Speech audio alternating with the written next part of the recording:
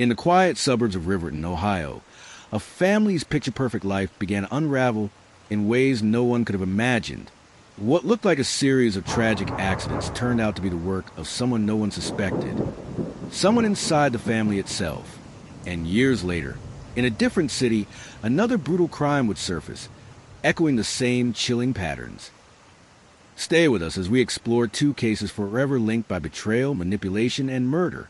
And before we begin, make sure to hit subscribe and turn on notifications so you never miss another deep dive into the darkest corners of true crime. Meet Laura Whitaker, a suburban mom living in Riverton with her two teenage daughters, Emily and Kara. Friends described Laura as strong-willed, but fiercely protective of her family. Her husband, Daniel Whitaker, was a hard-working mechanic. To outsiders, the Whitakers lived an ordinary Midwestern life. But beneath that picture-perfect surface, cracks began to form. In 2001, Daniel suddenly fell gravely ill. His symptoms were mysterious: dizziness, stomach pains, and confusion. Doctors struggled to pinpoint the cause, and within days, Daniel was gone. His death certificate cited natural causes, a tragic but not uncommon outcome. The community rallied around Laura, who was left widowed with two daughters. But what no one knew was that Daniel's death was anything but natural. Just a few years later, tragedy struck again. Laura's second husband, Michael Hargrove, also died unexpectedly. Like Daniel, Michael displayed the same symptoms: confusion, nausea, seizures. Once again, the explanation seemed to be a sudden, catastrophic illness. And once again, Laura was left widowed. But this time, suspicions quietly began to grow. Could lightning really strike twice in the same household? In 2007, Riverton police were called when Laura's eldest daughter, Emily, nearly died after being rushed to the hospital. Doctors discovered a shocking amount of antifreeze in her system. Emily later told investigators that her own mother had handed her a drink, one laced with poison. Police searched the Whitaker home and found chilling evidence: typed letters that seemed to be confessions from Emily, claiming responsibility for both her father's and stepfather's deaths.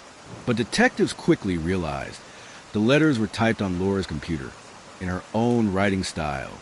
Investigators pieced together the evidence. Laura had poisoned both of her husbands using antifreeze, and then attempted to frame her daughter Emily for the crimes. In 2009, she was convicted of 2 counts of murder and 1 count of attempted murder. The jury took less than a day to return its verdict. Laura Whitaker was sentenced to life in prison without parole. Her surviving daughter, Kara, cut off all contact, while Emily slowly began to rebuild her life, forever scarred by the fact that her own mother had tried to kill her.